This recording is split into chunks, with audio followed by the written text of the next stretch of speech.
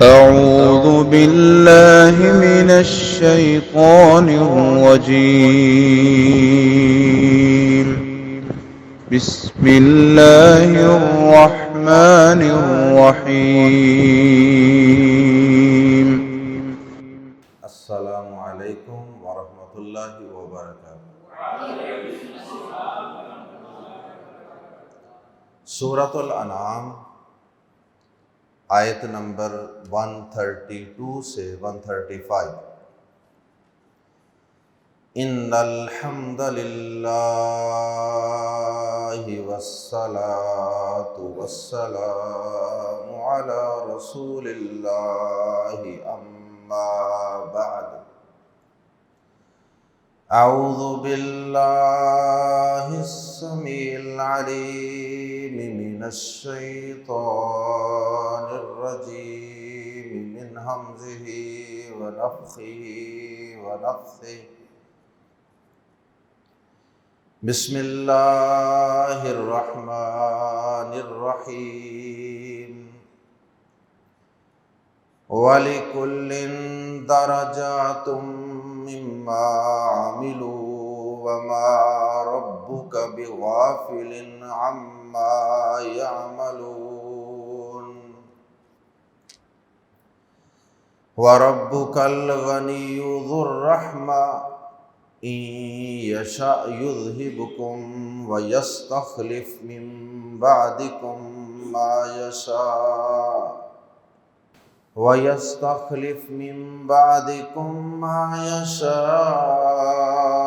كَمَا أَنشَأَكُم مِّن ذُرِّيَّةِ قَوْمٍ آخَرِينَ۔ إِنَّمَا تُوعَدُونَ لَآتٍ وَمَا أَنتُم بِمُعْجِزِينَ۔ قُلْ يَا قَوْمِ اعْمَلُوا عَلَى مَكَانَتِكُمْ إِنِّي عَامِلٌ فَسَوْفَ تَعْلَمُونَ مَن تَكُونُ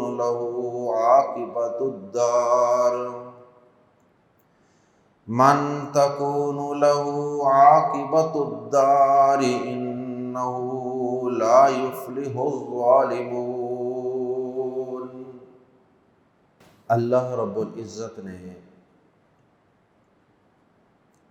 ہر انسان کو اور ہر جن کو اس کے اعمال اور اس کی کوشش کے مطابق ہی جنت عطا کرنی ہے یا جہنم عطا کرنی ہے۔ جس طرح کے کسی انسان کے اعمال ہوں گے ویسے ہی اس کو نتیجہ ملے گا اور ویسے ہی اس کو جزا اور بدلہ ملے گا۔ اور یہ بھی نہیں کہ صرف جنت اور جہنم کی الاٹمنٹ ہی ہوگی، صرف ایک ہی نتیجہ ہوگا پاس اور فیل کی شکل میں، ایسا نہیں ہوگا۔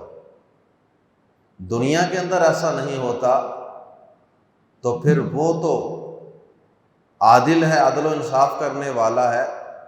یہ کس طرح ہو سکتا ہے کہ ایک شخص صرف دین کے ضروری احکامات پہ عمل کر رہا ہو اور اللہ پاک اسے اپنی رحمت سے جنت تو عطا فرما دیں، لیکن اس کے مقابلے میں ایک شخص بہت زیادہ متقی، بہت زیادہ پرہیزگار، نفلی نمازوں کا اہتمام کرنے والا، تہجد اشراق کا انتظام اور اہتمام کرنے والا، نفلی روزوں کو کثرت سے رکھنے والا، صدقہ و خیرات کرنے والا، جہاد فی سبیل اللہ کے لیے مال و جان کی قربانیاں پیش کرنے والا، اب پہلا بھی جنت میں اور یہ بھی جنت میں، دونوں کے بدلے اور انجام میں کوئی فرق نہ ہو، ایسا نہیں ہے۔ دنیا کے اندر بھی کسی کو A+ گریڈ ملتا ہے، کسی کو A گریڈ، کسی کو B گریڈ، کسی کو C گریڈ، پاس تو سب ہوتے ہیں۔ تو اسی طرح اللہ پاک بھی جنت کے اندر جیسے کسی کے اعمال ہوں گے جتنی کسی نے زیادہ کوشش محنت اور سٹرگل کی ہوگی اللہ پاک اس کے مطابق ہی اسے جنت کے اندر درجات اور اعلیٰ مقام عطا فرمائے۔ اور پھر ان درجات کا اللہ پاک نے کئی ایک مقامات پہ تذکرہ بھی کیا۔ مثال کے طور پہ سورہ نساء کے اندر اللہ رب العزت نے جہاد فی سبیل اللہ کے لیے اپنے گھروں سے نکلنے والے، میدانوں کا رخ کرنے والے، اپنی جان ہتھیلی پہ رکھ کے اور اپنا مال بھی ساتھ لے کر ان کا تذکرہ کیا، اور پھر ان ایمان والوں کا تذکرہ کیا، ان مسلمانوں کا تذکرہ کیا جو جہاد کے لیے بغیر کسی عذر کے نہیں نکلتے۔ اللہ پاک نے فرمایا لا یستوی القاعدون، فرمایا کہ یہ بغیر کسی عذر کے بیٹھے رہنے والے اپنے گھروں میں، مسجدوں میں بس نمازیں پڑھنے والے، روزے رکھنے والے، ان لوگوں کا، اور جو لوگ اللہ کی راہ میں اپنی جان مال کے ساتھ جہاد کرنے والے ہیں، فرمایا کہ ان دونوں کا انجام اللہ کے ہاں برابر نہیں ہے، ان دونوں کا مقام اللہ کے ہاں برابر نہیں ہے۔ اگرچہ دونوں گروہوں سے اللہ پاک نے خیر بلائی کا، اچھے نتیجے کا وعدہ کیا ہوا ہے، لیکن اللہ پاک کے ہاں فرق ہے۔ اور پھر آگے اللہ پاک نے سورہ نساء کی آیت نمبر 95 ہے، اللہ پاک نے پھر یہ فرق آگے خود ہی بیان کر دیا، فرمایا فضل اللہ المجاہدین باموالہم وانفسہم علی القاعدین درجہ، اللہ پاک نے اپنی جانوں اور اپنے مالوں کے ساتھ جہاد کرنے والوں کو اپنے گھروں میں بیٹھے رہنے والوں پر ایک درجہ فضیلت عطا فرمائی، ایک خاص درجہ ہے۔ اور وہ درجہ کتنا ہے؟ اللہ اکبر۔ اس کی مزید وضاحت صحیح بخاری شریف میں نبی پاک صلی اللہ علیہ وسلم نے فرمائی، آپ نے فرمایا ان فی الجنۃ 100 درجہ، جنت کے اندر ویسے تو بہت سے درجات ہیں، لیکن فرمایا جنت میں صرف 100 درجہ تو وہ ہے جو اللہ پاک نے اپنی راہ میں جہاد کرنے والوں کے لیے تیار کر رکھا۔ 100 درجہ صرف جہاد کرنے والوں کے لیے ہے۔ تو جنت کے اندر درجات ہیں، پہلا درجہ، دوسرا درجہ، تیسرا درجہ، گریڈز، درجات۔ اسی طرح یہ بھی نہیں کہ ایک شخص بے دین ہے، اللہ کا نافرمان ہے، تو اس کو بس جہنم مل گئی، اور جہنم کے اندر اللہ پاک نے کوئی فرق ہی نہیں رکھا، ایک چھوٹا نافرمان ہے اور ایک بہت بڑا نافرمان ہے، بہت بڑا باغی ہے، دونوں میں فرق ہی کوئی نہ ہو، ایسا بھی نہیں۔ جہنم کے اندر، جہنم کی سزا کے اندر بھی اللہ پاک نے فرق رکھا ہے،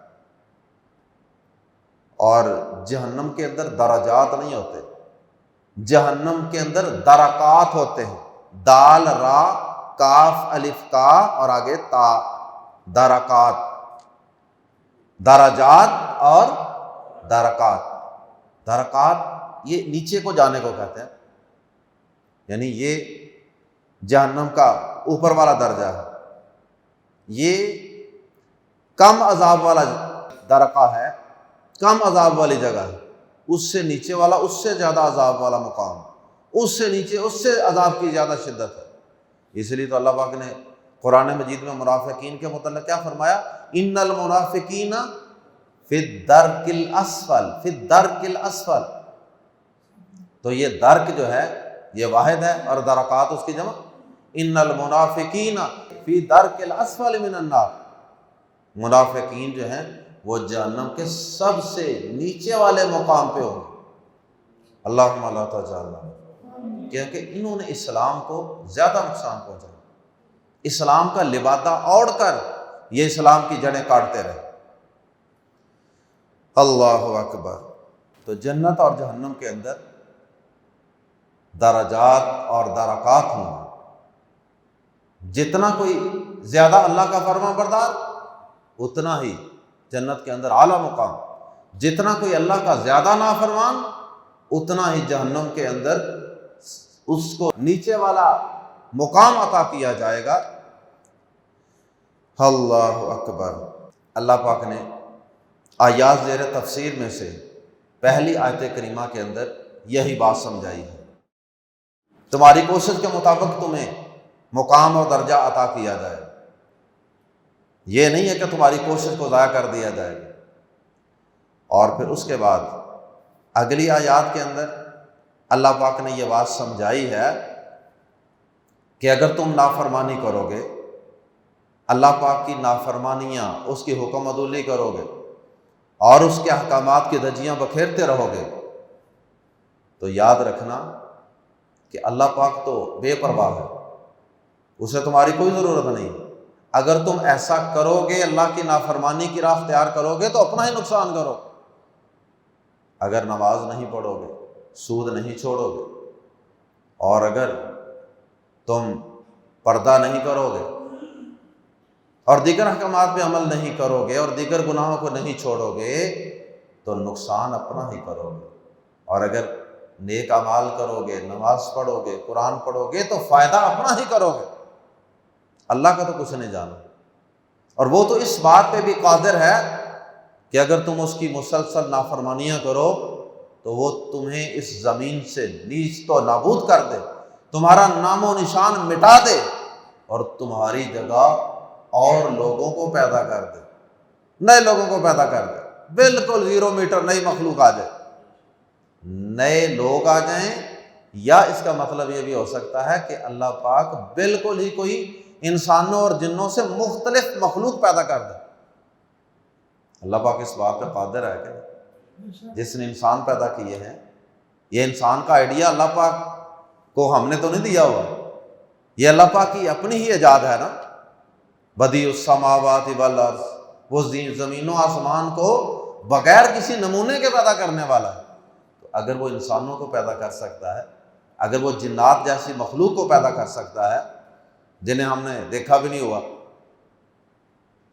تو وہ کیا جو فرشتوں کو پیدا کر سکتا ہے، فرشتے بھی تو ایک مخلوق، جو جانوروں کو پیدا کر سکتا ہے، حشرات کو پیدا کر سکتا ہے، جو جراثیم، بیکٹیریا جیسی ننھی منھی مخلوقات پیدا کر سکتا ہے، جو کووڈ-19 پیدا کر سکتا ہے جس نے پوری انسانیت کو ہلا کے رکھ دیا اور انسانوں کو ان کی اوقات یاد دلا دی اللہ پاک نے، تو کیا وہ رب کوئی نئی قسم کی مخلوق اس زمین پہ پیدا نہیں کر سکتا؟ وہ اس بات پہ قادر ہے، لہٰذا اس کی پکڑ سے ڈر جاؤ، اس کی نافرمانی سے بچ جاؤ۔ وہ غنی ہے، وہ بے پرواہ ہے، اگر تم اس کے احکامات پہ چلو گے تو اپنا ہی فائدہ ہے۔ اللہ اکبر۔ آئیے قرآن مجید کے الفاظ میں پڑھتے ہیں، وَلِكُلٍّ، اور ہر ایک کے لیے، واو اور لام زیر لی کے لیے، فار، کلن ہر ایک، وَلِكُلٍّ اور ہر ایک کے لیے، یعنی ہر انسان کے لیے، ہر کافر کے لیے، ہر مومن کے لیے، ہر منافق کے لیے اور ہر جن کے لیے،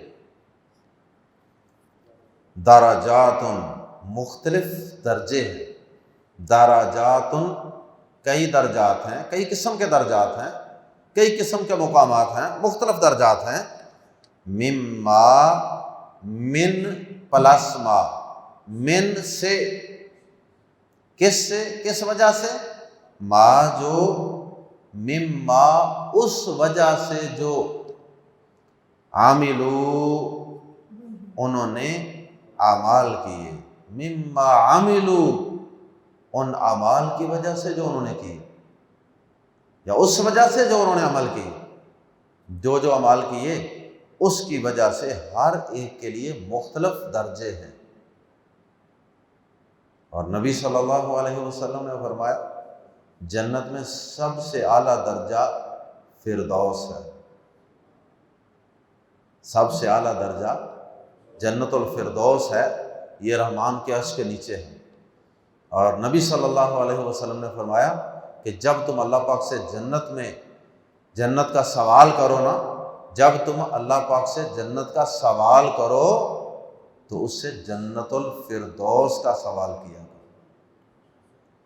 اللہم انا نسألک الجنت الفردوس، وما ربک، اور نہیں ہے آپ کا رب اور آپ کا پروردگار نہیں ہے جو آپ کی پرورش کر رہا ہے۔ یہ اشارہ کیا کہ وہ آپ کا پروردگار ہے، وہ آپ کی ایک ایک لمحے، ایک ایک لحظے کے اندر جو آپ کی نشو و نما ہو رہی ہے نا، آپ کے بال بڑھ رہے ہیں، آپ کے ناخن بڑھ رہے ہیں، آپ کی عمر بڑھ رہی ہے، جو کچھ بھی آپ کی باڈی کے اندر، آپ کی زندگی کے اندر تبدیلیاں آ رہی ہیں نا، وہ تمہارا پروردگار ہے جو ایک ایک لمحے تمہیں پال رہا ہے، تمہاری ضروریات پوری کر رہا ہے۔ فرمایا کہ وما ربک، اور تیرا پروردگار نہیں ہے، اور آپ کا پروردگار نہیں ہے بازر بھی ہرگز۔ ماں کے اندر اس بازر بھی کی وجہ سے زور پیدا ہو جاتا ہے۔ وما ربک، اور تیرا رب نہیں ہے بھی ہرگز، غافل، غافل، اور تیرا رب ہرگز بے خبر نہیں ہے۔ غافل سے مراد بے خبر، اور تیرا رب ہرگز بے خبر نہیں ہے۔ اما، ان پلس ما، ان سے ما جو یعملون وہ کر رہے ہیں، انسان کر رہے ہیں یا اللہ کے نافرمان کر رہے ہیں، تیرا رب ان کے اعمال سے ہرگز بے خبر نہیں۔ یہ بہت بڑی دھمکی ہے کہ وہ دیکھ رہا ہے۔ ظالم کے لیے اتنی ہی دھمکی بہت بڑی دھمکی ہے، یہ دھمکی بہت بڑی دھمکی ہے کہ وہ رب غافل نہیں ہے، وہ رب بے خبر نہیں ہے۔ اور انسان کو گناہ سے روکنے کے لیے یہ یقین اور یہ جملہ ہی کافی ہے کہ میرا رب مجھے دیکھ رہا ہے۔ اگر یہ یقین پیدا ہو جائے، انسان بڑے گناہوں سے بچ جائے۔ ایک سیکیورٹی کیمرہ اگر کہیں انسان کو پتہ چل جائے نا کہ یہاں سیکیورٹی کیمرہ لگا ہوا ہے، تو انسان محتاط ہو جاتا، نہ بھی کوئی غلط کام کرنے کے ارادے سے گیا ہو نا، صحیح بھی ہو، تو انسان بڑا سوچ سمجھ کے قدم اٹھاتا ہے، سوچ سمجھ کے بات کرتا ہے کہ کہیں میں مشکوک سمجھ کے نہ ڈر لیا جاؤں۔ ایک کیمرے سے ڈر کے تو انسان سدھر جاتا ہے۔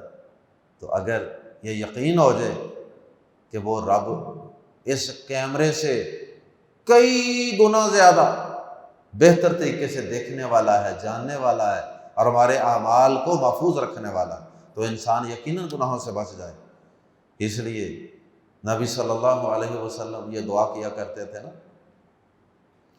اللہم اقسم لنا، اللہم اقسم لنا من خشیتک ما تحول بہ بیننا و بین معاصیک۔ اے اللہ، جب تو اپنے بندوں کے اندر اپنا ڈر، اپنا تقوی تقسیم کرے تو ہمارے لیے بھی کچھ حصہ اس میں سے رکھ لینا، اتنا حصہ ہمیں بھی عطا کر دینا جو ہمارے اور تیری نافرمانی کے درمیان رکاوٹ بن کے کھڑا ہو جائے۔ اتنا کو ڈر، اتنا کو تقوی، اتنا کو یقین یا اللہ ہمیں بھی عطا کر دینا کہ ہمارے اور تیری نافرمانی کے درمیان وہ رکاوٹ بن کے کھڑا ہو جائے۔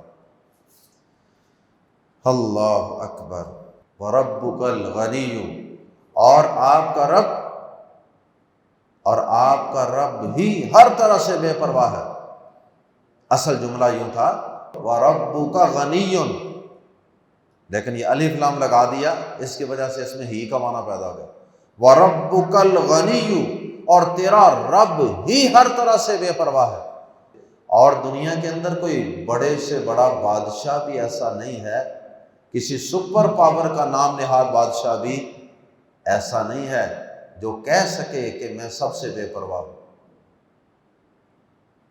جو کہہ سکے کہ میں بے پرواہ ہوں۔ ہر ایک محتاج ہے دوسروں کا، اپنے وزیروں کا، اپنے مشیروں کا، اپنے ووٹرز کا، اپنے سپورٹرز کا، اپنی رعایا کا، ان کے ٹیکسوں کا۔ وَرَبُّكَ الْغَنِيُّ، اس لیے فرمایا کہ اور آپ کا رب ہی ہر طرح سے بے پرواہ ہے۔ ذو الرحمہ، ذو والا، الرحمتی کمال رحمت والا،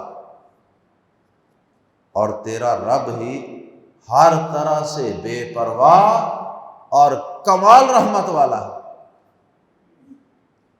یعنی اسے تمہاری عبادت کا، تمہاری اطاعت کا کوئی فائدہ نہیں ہے، کوئی اس کی ضرورت نہیں ہے، لیکن یہ اس کی رحمت ہے، یہ اس کی رحمانیت اور اس کی رحیمیت کا تقاضا تھا کہ اس کے باوجود بھی تم اگر نیکی کرتے ہو تو وہ اس کی قدر کرتا ہے اور تمہیں اس کا صلہ دیتا ہے اور تمہیں جنت عطا کرے گا اور تمہیں جنت کے اندر اعلیٰ درجات عطا کرے گا۔ ورنہ اللہ پاک کو یہ جنت کا لالچ دے کے، جنت کی نعمتوں کا بتا کے اللہ کو کیا حاصل ہو، وہ تو بے پرواہ ہے، لیکن یہ اس کی رحمت کا تقاضا تھا کہ وہ اپنے بندوں پر رحم کرتے ہوئے انہیں یہ عطا کرتا۔ نبی صلی اللہ علیہ وسلم نے فرمایا کہ اللہ پاک کے ہاں اللہ کی رحمت کے 100 اگر حصے کیے جائیں، 100 حصے، تو ان میں سے اللہ پاک نے صرف ایک حصہ ساری مخلوقات میں تقسیم کیا ہوا، جس کے ساتھ انسان انسانوں پر، جانور جانوروں پر، انسان جانوروں پر، حتیٰ کہ درندے بھی ایک دوسرے پر، درندے بھی اپنی اولاد پر، اپنے بچوں پر رحم کرتے ہیں، ان سے شفقت سے پیش آتے ہیں۔ کرتے ہیں کہ نہیں کرتے؟ جانوروں کو دیکھا ہے نا کبھی اپنے بچوں کی پرورش کرتے ہو، کس طرح ان کو پالتے پوستے ہیں۔ یہ ساری رحمت اسی طرح والدین ہیں، کیا کیا نہیں کرتے والدین اپنے بچوں کو پالنے پوسنے کے لیے، پڑھانے کے لیے، تربیت کے لیے۔ اللہ اکبر۔ میں کبھی بچپن کے اندر جب دوپہر کا وقت ہوتا تھا، آج کل تو ذرا یہ کام کچھ شاید کم ہو گیا، تو اس وقت یہ کام زیادہ ہوتا تھا کہ گلیوں کے اندر پھیری والے، ریڑیوں والے آتے ہوتے تھے، اب بھی آتے ہیں لیکن ذرا کم آتے ہیں۔ تو جون کی گرمی، آج کل کی گرمی، اور دوپہر کے 2 بجے ہیں اور سڑکوں گلیوں پہ سناٹا، گرم لو چل رہی ہے، اچانک ایک آواز کانوں میں پڑتی، پھال سے، ٹھنڈے جے پھال سے چھان ٹوکر بیچ لو۔ تو میرے ذہن میں اس وقت بھی یہ خیال آتا تھا کہ یہ بندہ اتنی گرمی کے اندر پھر رہا ہے، اس کو آرام کی بھی کوئی پرواہ نہیں ہے کہ میں بھی دوپہر کو آرام کروں، کیا چکر ہے؟ اللہ پاک نے اس کے دل کے اندر یہ بات ڈال دی ہے، یہ رحمت اپنے بچوں کی پرورش کے لیے اللہ پاک نے اس کے دل میں ڈال دی۔ اس کو پتہ ہے کہ میں نے اپنے بچوں کا پیٹ پالنا، ان کے آرام کے لیے، ان کی خوراک کے لیے، ان کے لباس کے لیے، ان کی رہائش کے لیے، ان کی تعلیم کے لیے یہ بیچارہ محنت کر رہا ہے۔ اس رب العالمین کا ہی کام ہے، اس نے ان کے دلوں کے اندر ڈال دیا ہے کہ اپنے بچوں کا پیٹ پالنا ہے تمہیں، اور اس کے مطابق وہ لگے ہوئے۔ اللہ اکبر۔ وَرَبُّكَ الْغَنِيُّ ذُو الرَّحْمَةِ، اور تیرا رب ہی ہر طرح بے پرواہ، ذو الرحمت، بڑی رحمت والا ہے، کمال رحمت والا ہے۔ ان یشاء، اگر وہ چاہے، یہ بھی اس کی رحمت ہے کہ وہ تمہیں بار بار موقع دے رہا ہے، مہلتیں دے رہا ہے، ورنہ وہ اتنی طاقتوں کا مالک ہے کہ ان یشاء، اگر وہ چاہے، یذہب، لے جائے کم تمہیں۔ ایک ہوتا ہے یذہب، یا پر زبر کے ساتھ، یذہب کا معنی ہوتا ہے جانا، اور یذہب، اذہب یذہب کا معنی ہوتا ہے لے جانا۔ یذہب، وہ لے جائے کم تمہیں، مطلب تمہیں نیست و نابود کر دے، زمین سے ختم کر دے۔ وَيَسْتَخْلِفْ، اور وہ جانشین بنا دے۔ یستخلف، خلیفہ اسی سے ہے، وَيَسْتَخْلِفْ، اور وہ جانشین بنا دے، من بعدکم، تمہارے بعد، ما یشاء، جسے چاہے، جس مخلوق کو چاہے وہ تمہارا جانشین بنا دے، ما یشاء، جسے وہ چاہے، کما، جیسے، انشاء، اس نے پیدا کیا، کم تمہیں، من ذریتی قوم، من ذریتی، اولاد سے، قوم، کچھ لوگوں کی، آخرین دوسرے، ادرس، من ذریتی قوم آخرین، کچھ دوسرے لوگوں کی اولاد سے۔ وہ بھی تو کوئی مخلوق تھی نا جن کی اولاد سے ہم آگے پیدا ہوئے، ہمیں بھی اللہ نے کسی سے پیدا کیا ہوا۔ تو اللہ پاک فرماتے ہیں کہ جس طرح اس نے تمہیں کئی نسلوں سے پیدا کرتے کرتے کرتے تمہیں پیدا کر دیا، تو وہ اس بات پہ بھی قادر ہے کہ وہ تمہیں لے جائے اور تمہاری طرح بالکل کوئی اور نئی مخلوق پیدا کر دے۔ وہ ایسا کرنے پر قادر ہے۔ انا، بے شک، ما توعدون، ما جو یا جس چیز کا، توعدون تم سے وعدہ کیا جا رہا ہے، توعدون فعل مجہول ہے، توعدون تم سے وعدہ کیا جا رہا ہے، انا ما توعدون بے شک وہ چیز جس کا تم سے وعدہ کیا جا رہا ہے، لام زبر لا، یقیناً، آتن وہ آنے والی ہے۔ کس چیز کا وعدہ کیا جا رہا ہے؟ قیامت کا۔ قیامت کا وعدہ کیا جاتا ہے، مرنے کے بعد ایک زندگی ہے، قیامت کے دن قائم ہوگا، میدان محشر سجے گا، اللہ کی عدالت لگے گی، پیشی ہوگی، جوانی کا، زندگی کا، مال کا، ہر چیز کا حساب دینا ہوگا، یہ وعدہ کیا جا رہا ہے۔ اس کے بعد جنت اور جہنم۔ انما توعدون بے شک وہ چیز جس کا تم سے وعدہ کیا جا رہا ہے، لام زبر لا، ضرور، آتن آنے والی ہے۔ یہ آتیون فاعلن کے وزن پر ہے، آتیون کے آگے سے یا حذف ہو گئی۔ اللہ اکبر۔ کئی جگہوں پہ جہاں ساعتن آتا نا، قیامت کا نام ساعتن، چونکہ مؤنث ہے تو وہاں آتیتن بھی آتا ہے، آتیتن، ان الساعۃ لآتیتن، بے شک قیامت یقیناً آنے والی ہے، ضرور آنے والی ہے۔ انما توعدون لآت، بے شک وہ چیز جس کا تم سے وعدہ کیا جا رہا ہے ضرور آنے والی ہے۔ وما انتم، اور نہیں ہو تم، بازر بھی کسی صورت، ہرگز، ما میں اس بازر بھی کی وجہ سے زور پیدا ہو جاتا ہے، نفی میں زور پیدا ہو جاتا ہے۔ وما انتم، اور نہیں ہو تم، بازر بھی کسی صورت، معجزین عاجز کرنے والے، اور تم کسی صورت اللہ کو عاجز کرنے والے نہیں ہو، اللہ کو بے بس کرنے والے نہیں ہو کہ سارے لوگ احتجاج کر کے اسے اپنا قانون بدلنے پہ مجبور کر دو۔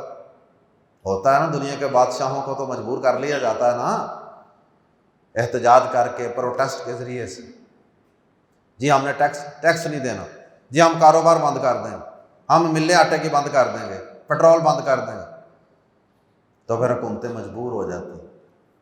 لیکن تم اللہ پاک کو وما انتم بمعجزین، اور تم اللہ کو ہرگز عاجز نہیں کر سکتے، بے بس اور مجبور نہیں کر سکتے۔ وہ قیامت قائم کر کے رہے گا، وہ اپنے قوانین پہ عمل کر کے چھوڑے گا۔ قل، کہہ دیجیے نبی صلی اللہ علیہ وسلم، اللہ کے باغیوں اور نافرمانوں کو کہہ دیجیے، یا قومی، قل کہہ دیجیے، یا قوم، یا میری قوم، اعملو، عمل کرو، اعملو، عمل کرو، علی پر مکانتکم، اپنے مکان پر، اپنی جگہ پر، تم جس پوزیشن پہ ہو نا، کفر والی، شرک والی، بغاوت والی، نافرمانی والی، تم اس پوزیشن پر نافرمانی کرتے رہو، ڈٹے رہو، نہیں باز آنا تو نہ آؤ۔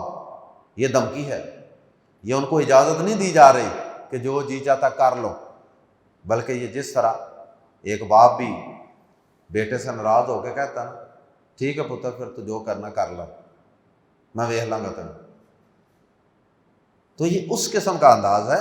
قل کہہ دیجئے، یا قوم اعملو، اے میری قوم، یا قومی کی میم کے نیچے زیر بتا رہی ہے کہ اس سے آگے چھوٹی یا تھی جو حذف ہے، اس لیے ہم ترجمہ کر رہے ہیں، اے میری قوم، اعملوا علی مکانتکم، تم اپنی جگہ پر عمل کرو، انی عامل، بے شک میں بھی عمل کرنے والا ہوں۔